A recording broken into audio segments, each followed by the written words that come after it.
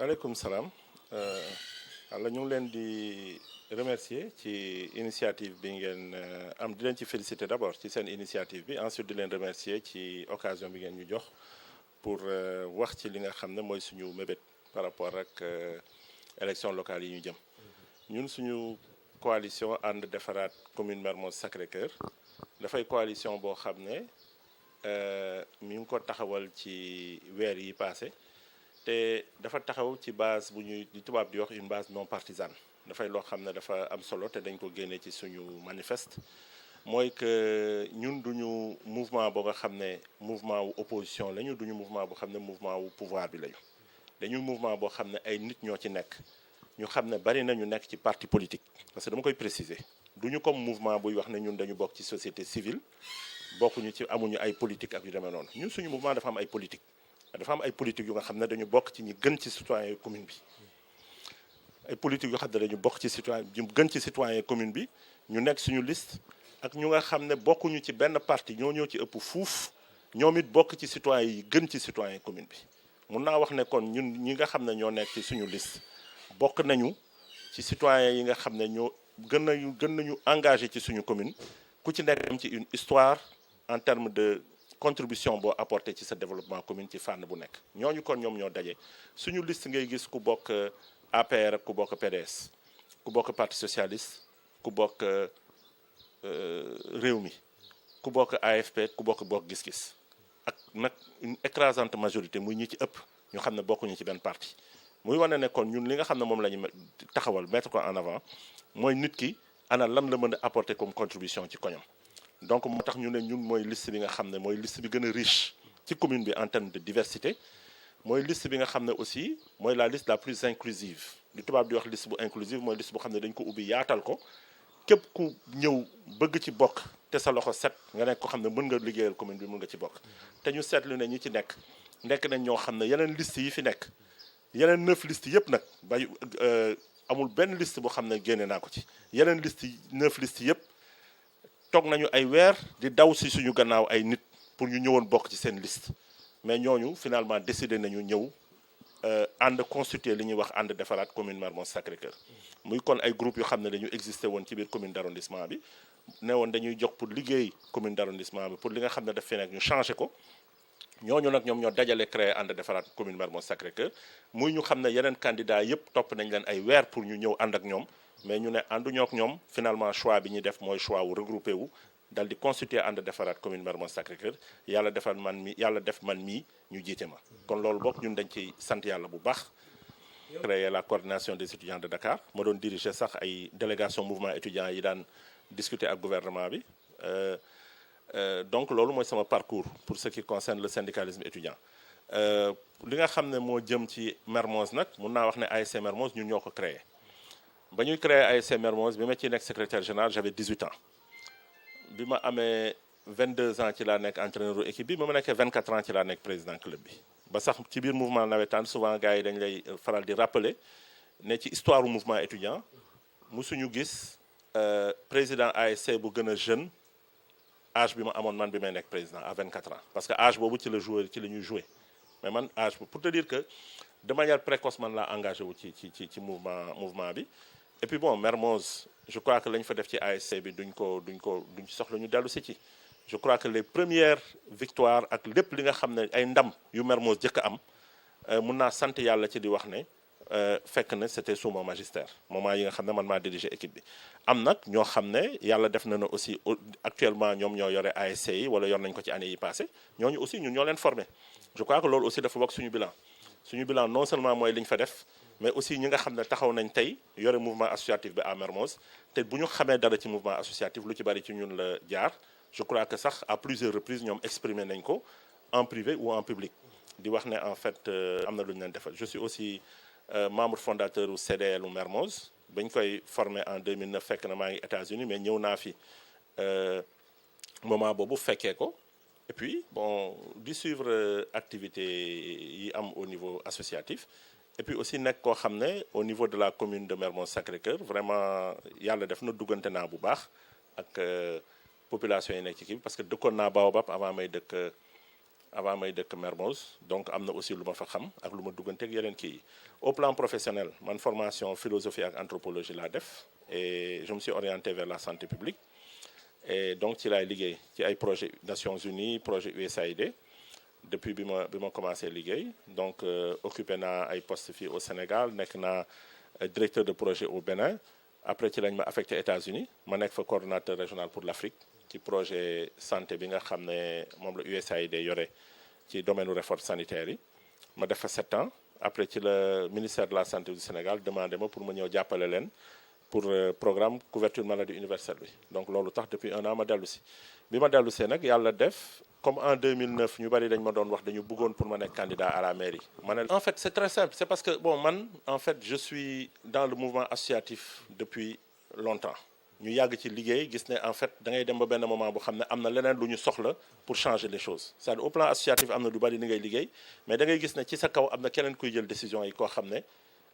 bu fekkee dafay jël ay décisions yu bon rek yéen communauté yi li ngeen di liggéey du dox loolu moo tax je me suis engagé en 2003 dans la politique nekk à l'AFP yàlla def après ma nekk membre du comité directeur de l'AFP nekk ensuite membre du bureau politique de l'AFP ci dernier congrès bi je crois que ñu bari xamee nañ ma ci AFP mu am aussi rôle bu ma ciy joué au niveau des cadres ak ci yeneen ak yeneen yoo xam ne soxlawul ñu sori ci léegi léegi nag 2009 yàlla def bu bari ñu waxoon ne dañu bëggoon pour ma nekk candidat parce que 2008 déjà engagé woon nañ loolu mais yàlla def ñu reporter élection yi 2009 mais 2009 fekk ni ma engagé woon samay activités professionnelles aux États-Unis sori woon na sori goo xam ne peut-être mënu moon envisager ñëw di defaat fii campagne wala di présenter wu ci loo xam ne boo faloo sax doo nekk Sénégal donc bi ma ko sama xarit yi waxee ma ne leen vraiment mënu ma nekk candidat 2009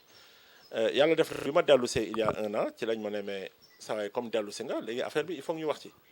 et donc ci laa xool j'ai testé j'ai discuté avec les gens et je me suis rendu compte que bari na ñoo xam ne ci commune d'arrondissement bi dañ doon xaar ma ne leen en avant pour ñu jóg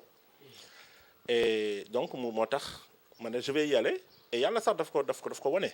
parce que bari na fi wax naa la ko sànq ay forces yoo xam ne ñu ngi ci commune d'arrondissement bi avant man may jóg ñeneen ñëpp et sans exception ñeneen ñëpp ñi fi nekk tey jaar nañ seeti leen ne dañu bëgg ñooñu jàppale leen pour seen candidature ñu gàntal man bi ma ñëwee ñu ànd ak man donc ça veut dire que peut-être amoon na benn potentiel bu xam ne mi ngi fi woon te potentiel bu xam ne c'est ce que les gens m'avaient dit ce potentiel là bu fekkee yow joguloo potentiel bi du bouger parce que peut-être yow boo ñëwee di nga leen mën a mobiliser et puis gis naa ko ci yeneen segment wu population bi loolu moo tax ma jóg xam nga ce serait très prétentieux pour quelqu'un de dire population yi man la ñu wóolu ak yooyu xam nga nit ñi dañuy dem ci élection di demee ay man la nit ñi wóolu man la kii moi je veux pas fonctionner comme ça je sais simplement que am na ci ay segments yu bari yu xam ne wax dëgg yàlla bi ma ne man candidat la ci la ñu jóg nangu mobiliser wu benn bari na ay groupes yu jogoon ne dañuy dugg ci élection yi dinañ ut candidat ak yooyu comme ni ma wax yeneen candidat yépp et ça j'insiste yeneen candidat yépp seet nañ ñu décliner wala naan leen dañuy xaar xamaguñu man bi ma ñëwee ñu ne ma ok bon donc loolu peut-être benn acquis la maintenant qu'est-ce que ma candidature vaut sur le terrain bon ça c'est quelque chose boo xam ne on est en train de le montrer sur le terrain c'est-à-dire que aujourd'hui ñun ñoo mën a wax ne dans tous les quartiers am nañ fa ay comités yu nga xam ne ñun bu ñu neexee tey ñu ne manifestation dans tous les quartiers de la commune au même moment dans tous les quartiers de la commune foo ci dem nga gis ñu am ay brigades yu nekk ci terrain bi di dem ci kër yi di def ay activités ak leneen ci ay mag ci ay ndaw ak yépp et on est en train de le montrer parce que depuis quelques jours d'ailleurs ñu ngi def ay campagnes de masse dans les quartiers ñun ngay gisal ay jigéen ñu xam ne ay kilifa lañu ci seen ay kër mag dal di génn seen kër ñëw yore ay prospectus di fëgg ay kër di dugg di ko joxe ànd ak seen moromu doom ak seeni moromu sët ak góor ak jigéen mag ak ndaw donc loolu dafa am lu muy prouver léegi nag lan la résultat yi di joxe ci élection yi kooku yàllaa ko xam d'autant plus que des na ñu ngi continuer di liggéey bon ñu ngi ciy am nag ay échos yu favorable yenn saa yi ñu wax la ne diwu def na ay sondage am ngeen ci telle position ak telle autre position duñ lu ñu gis mais c'est des informations qu'on reçoit et c'est des informations yoo xam ne on les prend on les traite et puis ñu ngi ciy sant yàlla parce que en tout cas li ñuy wax ñun mooy que li sondage yi nga xam ne ay nit a ko def moo xam muy équipe bu mairie Dakar wala présidence de la République chaque fois day génn benn trio bu xam ne suñu liste la liste Ndeye Binta Gassama ak taxawu Dakar donc ñooñu en fait aujourd'hui les informations yi ñuy recevoir de gens yu xam ne du sax ñun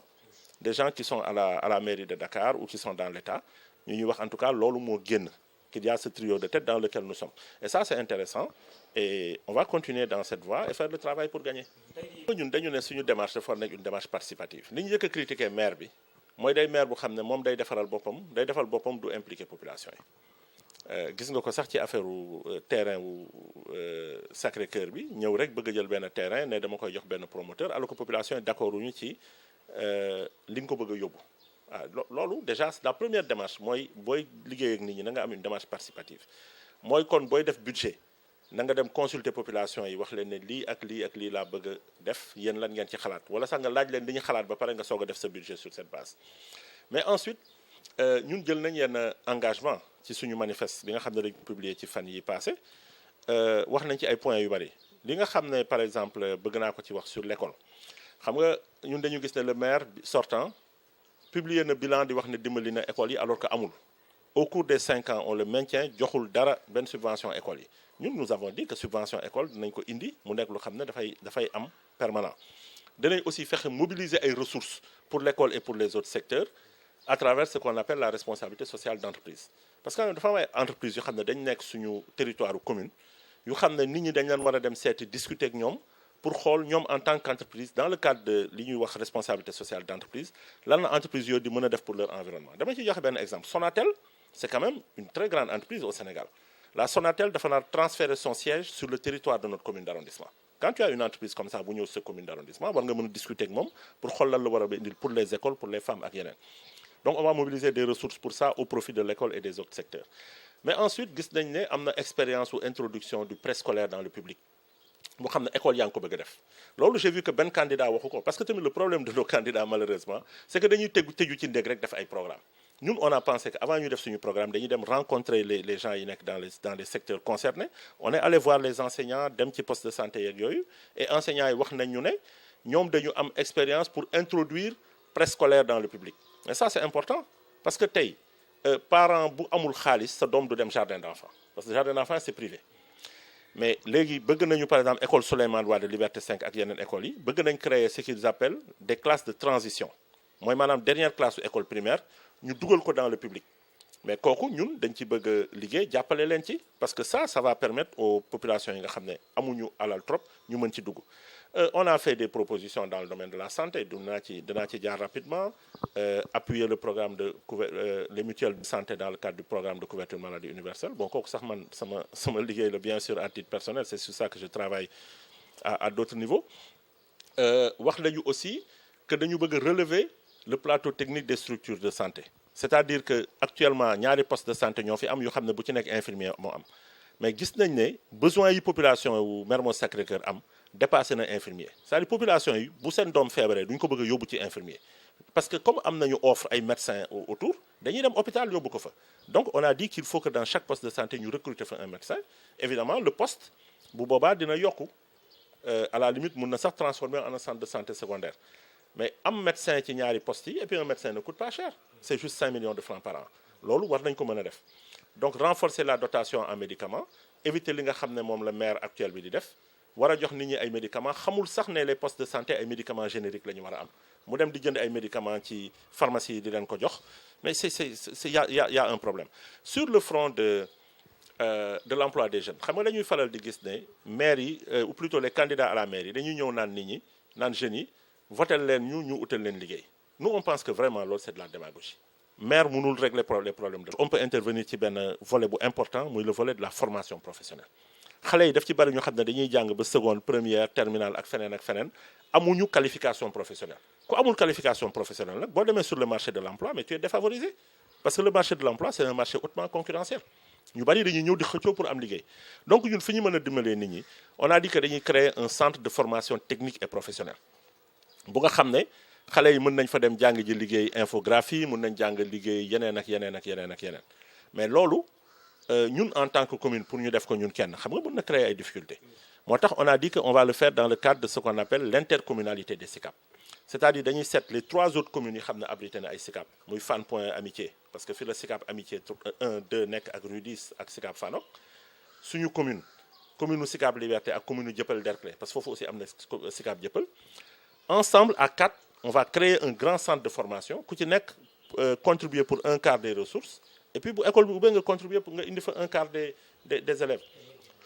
On a dit également que dañuy créer un bureau d'information, d'orientation et d'encadrement pour l'emploi des jeunes. Parce que am na ay projets yuy financer affaire emploi des jeunes dans le pays. Mais le premier problème des jeunes c'est que xamuñu sax fu projet yooyu nekk wala bu ñu ko xamee xamuñu naka la ñuy monter ay trucs. Donc ñun on va ouvrir un bureau au niveau de la mairie ba nga xam ne jeune bu fa ñëw toute l'information bi am au plan national sur l'emploi des jeunes di nga ko fa fekk di nga xam ban projet mooy financer lii lan mooy plafond et cetera et cetera. Mais ensuite bu ñu fa jógee dinañu intervenir aussi ci beneen volet bu important muy le volet de l'encadrement c'est-à-dire xale yi bu ñu demee ba bëgg a defar ay projet ñu ñëw techniquement encadrer leen ñu def ñu corriger leen ko liggéeyal leen ko ba ëllëg bu ñuy déposer les projets les jeunes de Mermoz vont déposer les meilleurs projets possibles. Voilà le type d'appui qu'on peut apporter. Bon et puis dans tous les volets hein, je crois def nañ ci ay propositions la synthèse bi ñu ci def rek 16 engagements la mais vraiment des engagements très sérieux qui vont au fond des choses et qui parlent de questions yu nga xam ne c'est des questions qui intéressent les gens.